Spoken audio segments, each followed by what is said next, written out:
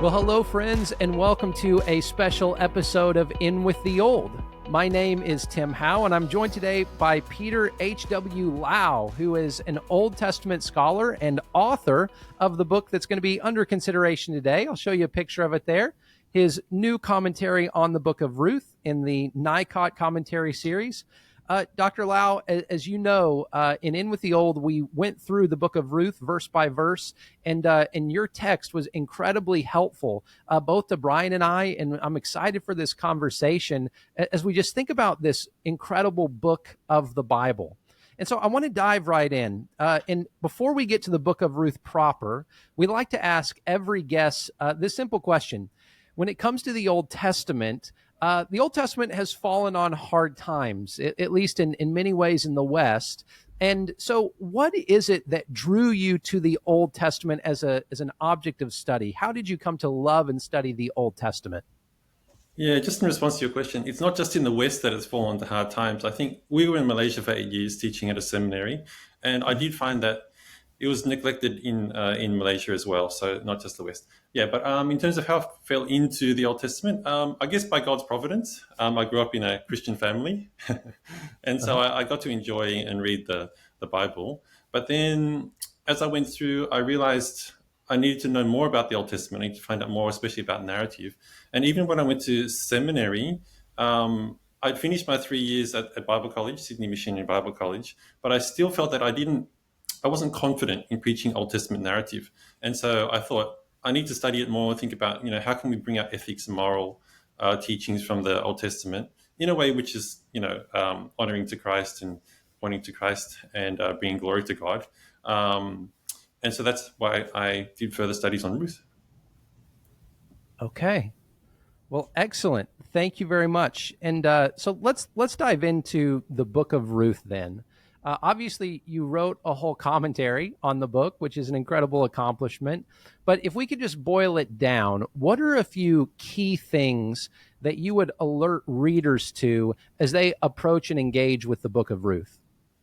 Yeah, that's a good question. I think I would suggest three key things to do as you're reading Ruth. One is to just put yourself into the story. So try to put yourself into the sandals of the original audiences. Try to see things through the eyes of them, as well as the characters, because often we see things through what happens to characters. And I guess try and feel the emotions. So I think this happens naturally as you, listen to narrative, but, there's some things we can try to do. Second thing is, I think, try to be attentive audiences. I found that when I listened to your podcast, that's exactly what you guys are doing. So it's fantastic. So just, trying to pick up repeated words, even repeated phrases like, under the wing, which often points to God's providence and answering a prayer. And then also try to pick up if there's any links to other parts of the Old Testament or the New Testament as well. That's the second thing. So first is put yourself in the story. Second is be attentive audiences. And the third thing is, God is the main character of the whole Bible, including the Old Testament. So try to see how is God working in this narrative. He's only mentioned once explicitly working at the end, but think about how is he actually working through the rest of it? Is it through the characters? Where is he? So I guess there are three things I would suggest. Yeah, I love all three of those, and we feel the passion of the narrative. We feel the pulse of the narrative as we consider the characters and what they're going through and how God is shaping them. But one of the things I love about your commentary is the attention to detail, and especially in a book like Ruth, every detail is important. There's nothing that the narrator includes that isn't absolutely crucial in understanding the intention. And so I love your emphasis on that, and you did a great job of that in the book. Could we maybe talk for a moment about the honor and shame elements that we see in the book of Ruth? How do you see honor and shame working itself out both in the characters and then also in the plot? Yeah, this is a good question because I think it has been neglected in previous studies of the Bible. And I think if we think about honor shame is in all our worlds, even America, Australia, where I am at the moment, but is also prominent in Malaysia, where I was teaching. I think it's just expressed slightly differently. And I think we need to be in touch with that, because I think there's just honor shame ideas and worldview and motifs in the narrative. And if we don't pick those up, we don't, I guess, fully understand or fully appreciate what's going on in the narrative. So let me just pick up honor and shame in terms of the plot, and then I'm going to focus on one character, which is Naomi, because I see her as being the central character. So in terms of honor shame, the plot is actually U-shaped, so a U like this. And so the beginning of the U is where Naomi has honor. She says in chapter 1 that she left Bethlehem full. Now, I think what she means by full, she's full of honor, if we can think of that in like that terms, because she has a husband and she has 2 sons. But then by the end of chapter 1, she says she's empty. She has no husband, she has no sons, and she's back, as a childless widow, which is a shameful thing in that day. And she's come back with Ruth the Moabite. That's also shameful. How can you bring back, someone from Moab? Anyway, so that's the bottom of the U. But then there's a reversal starts. The turning point is when she does return, that word shuv. And so she's returned. And then through Ruth and Boaz, who happen to be honorable characters, they're presented as honorable characters in the narrative, then the U starts to shift, reverse. And then towards the end, Naomi is once again full of honor, but this time it's a little bit higher. So that's why I say it's a U-shape plot, but the second half is higher, because now Naomi has a son, which is strange because it's not actually her son, it's actually Ruth's son, but the women of the town say it's her son. And the son is not just any son, becomes the grandfather of King David, which we find out by the end of the narrative. So that's how, one way we can see honor shame. But honor shame, the whole thing is shot through with honor shame motifs and ideas. Yeah, absolutely, and I agree with your contention, Dr. Lau, that in so many ways it's under the surface, but it's assumed. It's assumed that the original readers would understand how shameful, say, Naomi's return would have been, and then how impactful her restoration and redemption would have been. And I think we see that with Boaz protecting Ruth from shame. I think we see that even in the terms of Ruth the Moabite, and the author not hiding that but highlighting it, or even the phrase at the end when it says that Ruth is better to Naomi than 7 sons. Yeah. That's a huge honor for both, especially Ruth, because at the beginning Naomi had 2 sons, but then she has no sons. But now she has one foreign daughter-in-law who is now described as better than 7 sons. That's just, that's mind-blowing in a sense, but yeah, that's nice. That's a nice sort of parallel that we get from the beginning to the end. Yeah. Well, and I'll tell you this, Dr. Lau, one of the things that I, again, appreciate about your commentary was the way that you analyzed the structure of each individual portion of Ruth. I thought that was a real strong point. And then, of course, seeing that kind of beginning with honor, but then losing it and then coming back to an even higher point. Very good. So as we think about the factor of ethnicity, another feature of the book of Ruth is the repetition of this phrase, Ruth the Moabite. I believe as I look through it, she's explicitly referred to as Ruth the Moabite 5 times, and then twice she's just referred to as a Moabite. So it's 7 times, which could be significant. But this is throughout the book. So maybe you could talk to us a little bit about the importance of this label, Ruth the Moabite, and why we should pay attention to that. Yeah, that's a good question, Tim. And I think when I listened to your podcast, you guys did bring out this idea of Ruth the Moabite, the Moabite, the Moabite. Why does it keep on being repeated? We as an audience only need to hear it once. we already know. So what's going on here? Like, there must be something that the author is trying to bring across, right? So in a sense, as we're saying, it's redundant. So it's for emphasis. So what is that emphasis? It's interesting how the very last time she's referred to in the narrative, she's just Ruth. But the 2 times before that in chapter 4, she's still called Ruth the Moabite. And that is actually by Boaz at the legal scene at the town gate. I think it's to point out to original audiences and also to us a couple of things. I think one, I think it's in a sense it reinforces Israelite identity, and I think that's the case because Ruth, as a Moabite, almost paradoxically displays kindness as a virtue more than other people. Mm-hmm. And then she's also described as a worthy woman or a worthy wife in 3:11 by Boaz. And Mm-hmm. that is a link to Proverbs 31. So that's describing the ideal wife or worthy woman, however you wanted to translate it. And Mm-hmm.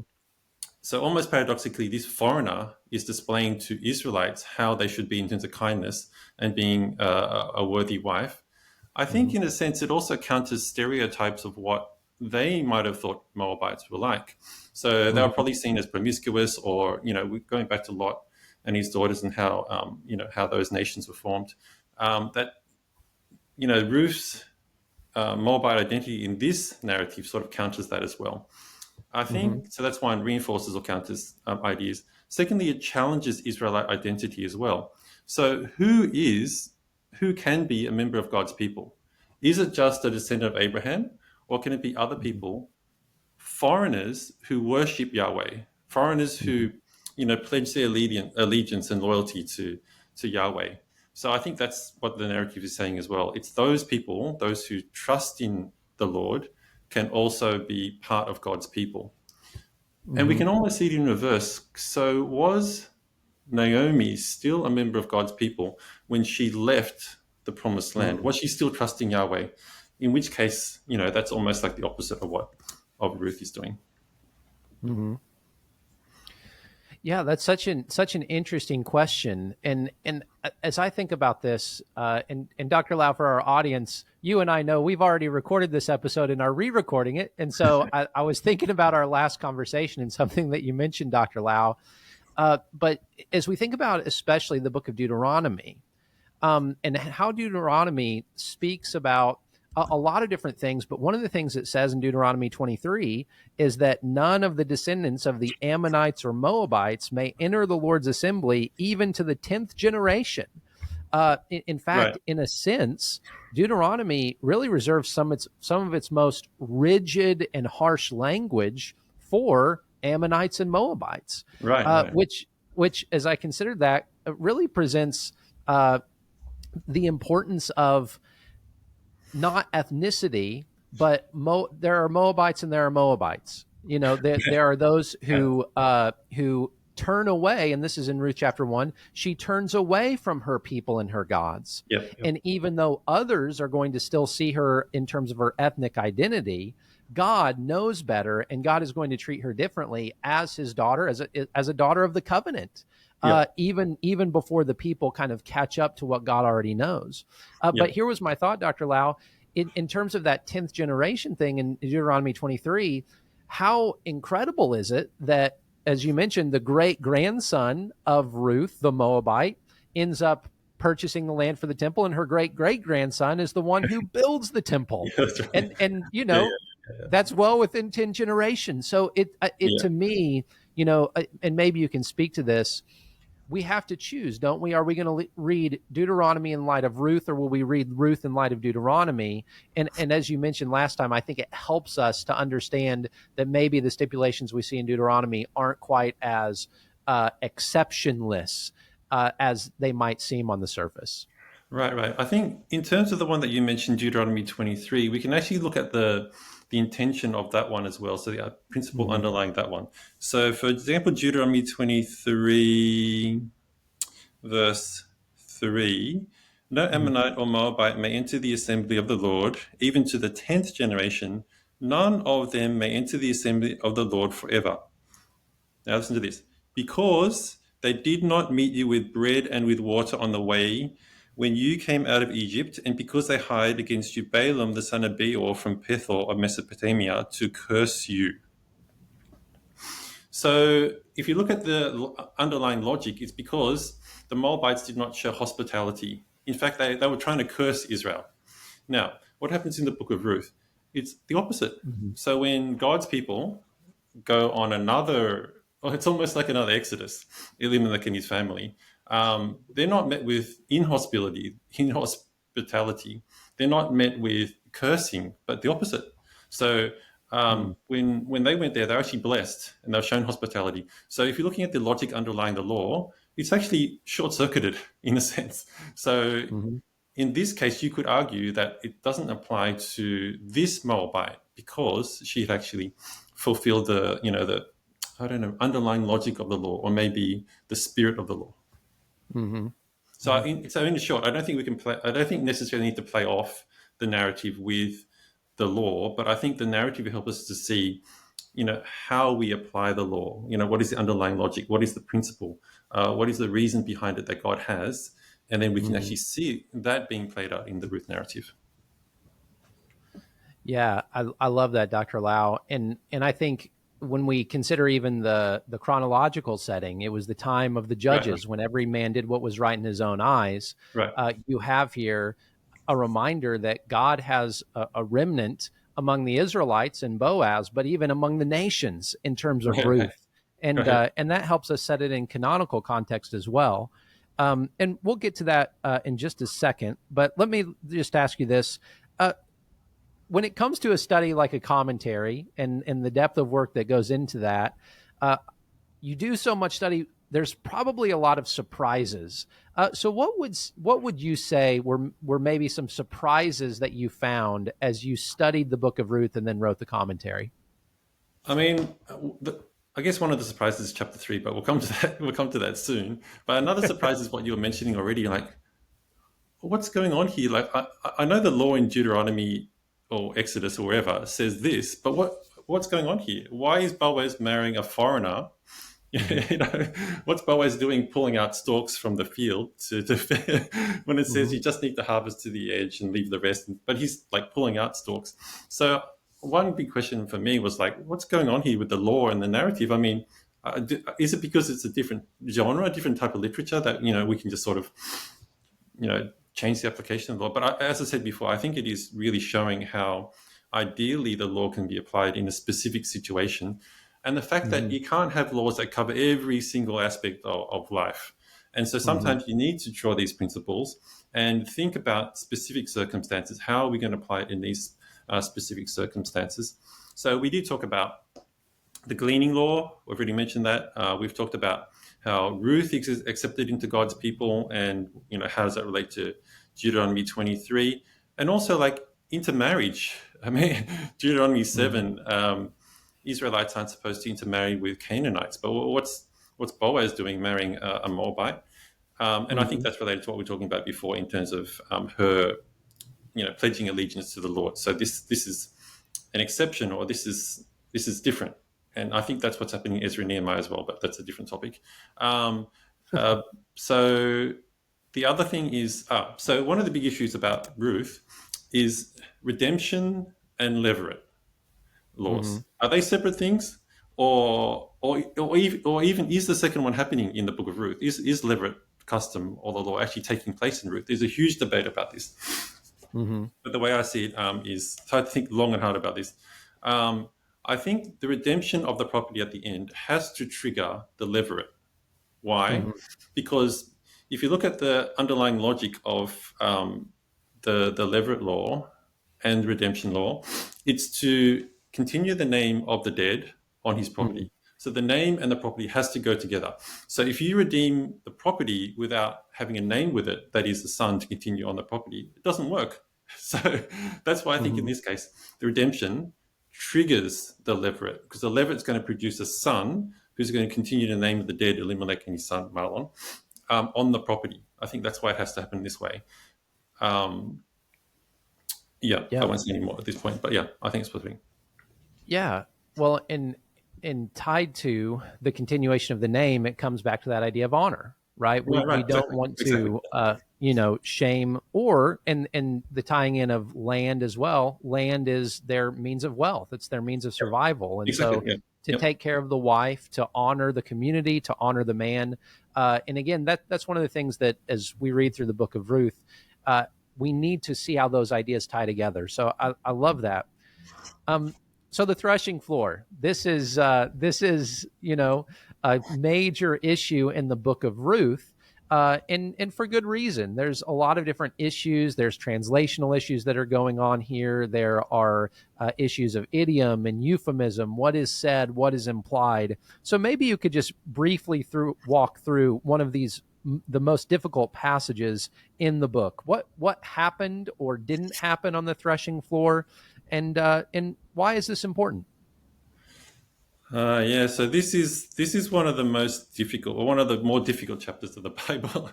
I mean, but the thing is, every time I teach it in terms of Bible study or preach it, no one ever loses concentration. They always 100%. So, okay, what's going on here? I think we need to break it up into two. So, in terms of Naomi's plan, and then Ruth's execution of the plan. So, firstly, the main question with Naomi's plan is, what is her intention? Was her intention just to put Ruth out there to say, well, actually, the marriage is not with me, but with Ruth, and so everything was, clean above board? Or was Naomi's intention actually something like entrapment or seduction? Now, we might think that's just a modern idea, 21st century, that's, par for the course. But actually, if you look at Exodus 22:16, it actually says, if a man seduces a girl of marriageable age who is not engaged to be married and lies with her, he shall give the bride price for her and make her his wife. So people are thinking, is Naomi trying to apply this law? Is this another law that's going to be applied in a narrative context? Is Naomi trying to get Ruth to have sexual intercourse with Boaz, and therefore he's forced to marry her? So this is what people think. So that's the first thing. Is that her intention? And secondly, what actually happens on the threshing floor? I mean, I think the whole chapter is just full of sexual innuendo. There's full of wordplay. Even the location and the time, the threshing floor, after the harvest, in the middle of the night, beyond the city walls, it's often associated with prostitutes. So was Naomi trying to send Ruth, and, in the middle of the dark, Boaz can't see what's going on. Maybe she'll be mistaken for a prostitute. I mean, the whole thing is just full of sexual tension, tension. And then, I think, as you guys said in the podcast, there's just so many double meanings, words with double meanings that are often taken sexually. Go in, lie down, feet. I mean, the feet is often a euphemism for the genital organs. So are we talking here literal foot, the one below the ankle? Or are we talking, the groin area? I mean, so is she supposed to uncover up to the groin, or just up to the knee? Is she supposed to lie down at the feet or on his foot, if you know what I mean? So what's going on? So it's very difficult, but I think at the end of the day, I personally think nothing happens.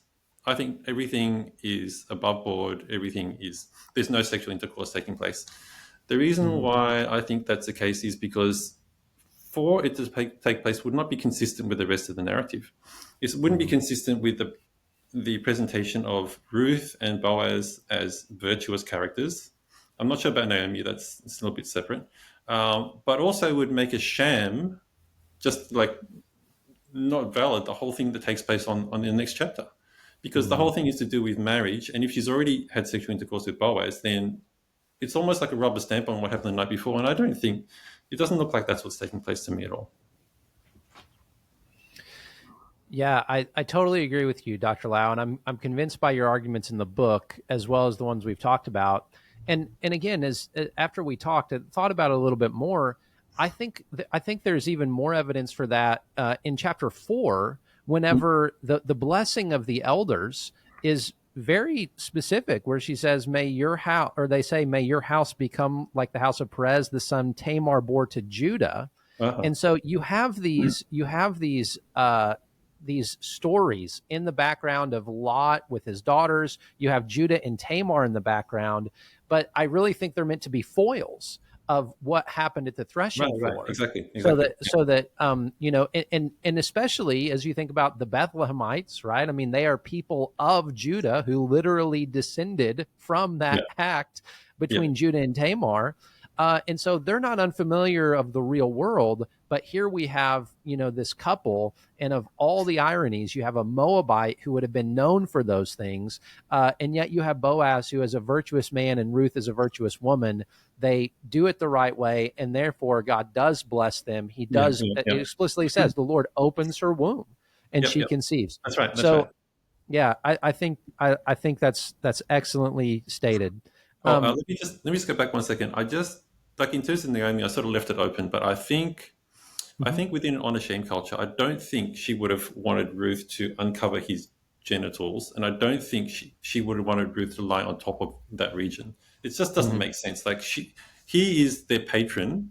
He's shown so much blessing to them already. Why would she do mhm. such a thing to shame, you know, a Yeah. relative of Elimelech? Just doesn't make sense to me. Yeah, I agree with that as well. In fact, I think that even the idea of going at night, going in secret, going with a clear presentation of marriage, Yeah. but still leaving it in his hands, I almost think that it was calculated, but it was calculated to give him a true out if he Yes, I agree. decided I not agree. to. Yes, yes, yes. In other words, she was trying to protect his honor, not Yes, destroy it or exactly. take it away. Exactly. I agree. Um, Okay, so let's maybe end with this, Dr. Lau, and if there's anything else you'd like to talk about, of course we can. But let's try to situate Ruth a little bit in the overall context of Scripture. So, how does Ruth fit into the canon? How does it help us understand the Scriptures as a whole?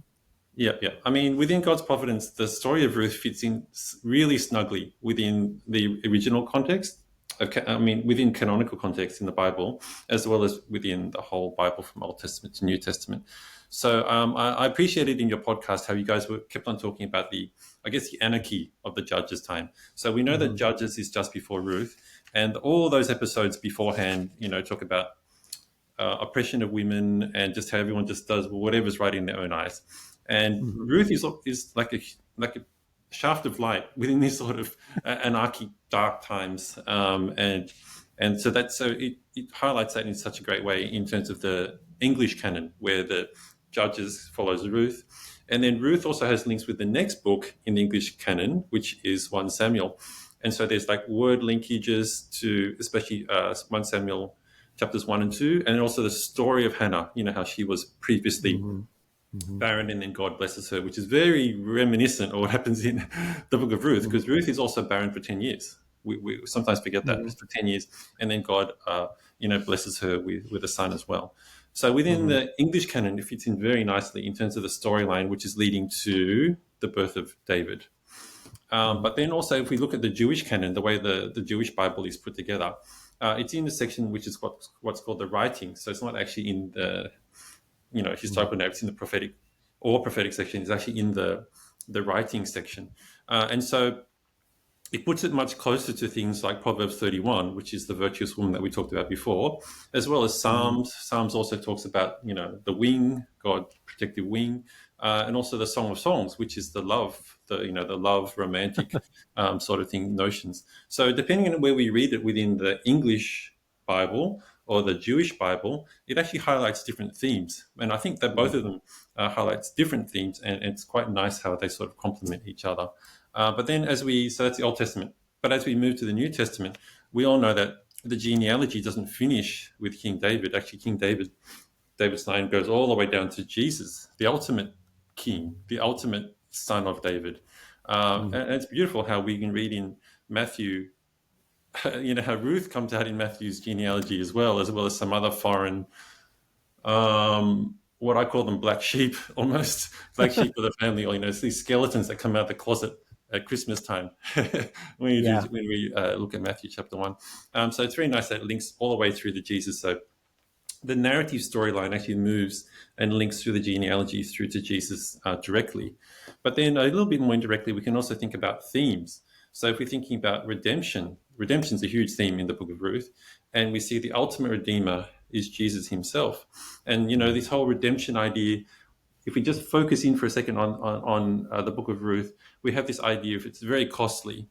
The people are in great need to be redeemed. It's familial. All those sorts of Mm-hmm. things, all those themes can tie directly to Jesus. Very costly. We were in great need. We couldn't help ourselves. And then we become family, become adopted into God's family. beautiful. We wouldn't understand this unless we actually looked to see these themes in the New Testament. And then the last thing I guess I would mention in terms of themes is mission. So we talked a lot about Ruth, the Moabite, and she becomes incorporated, accepted into God's people. And I don't know about you, I'm not Jewish, but you might be Jewish. But I'm not. but this whole thing can we see in terms of mission. I wouldn't be part of God's people, but here we see like some glimmers of it in the Old Testament already. Actually, God's heart is for all people to be saved, and so this is another theme that we can see as well. Yeah, I love that analysis, and especially the tying together of mission, because this is what we see when we think of even the book of Deuteronomy, that I'm going to make a place for my name to dwell, but it's going to be a place that's going to be a light to the nations, or even the idea, of Exodus 19, that God commissioned Israel to be a kingdom of priests, a holy nation, and He brought them with eagle's wings to Mount Sinai. So you have the same image of bring me under the shadow of your wings, and the resonances.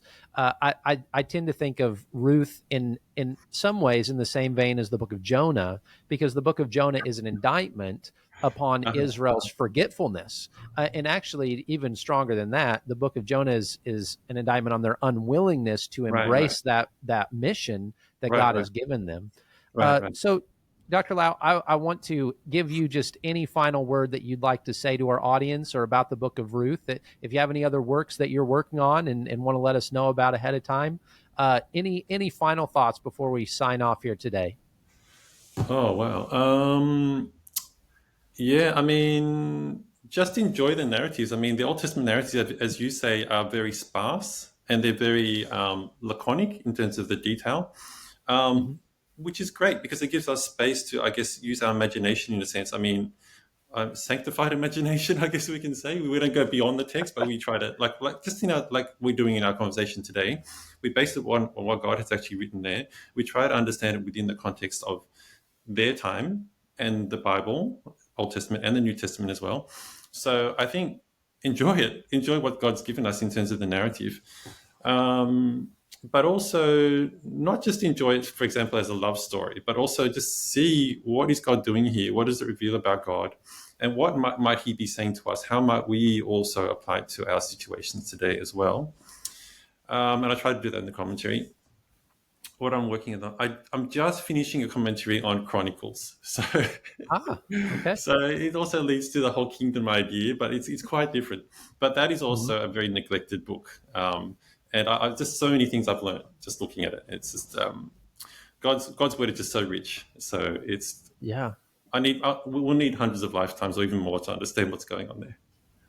Well, awesome. We look forward to that coming out. And Dr. Lau, thank you so much for being so generous with your time. And I've enjoyed this conversation twice now, and even more the second time. So, audience, again, if you're studying the book of Ruth, reading a Bible study, or reading through the book yourself, or preparing for a Bible study, check out Dr. Lau's commentary on the book of Ruth. You will not regret it.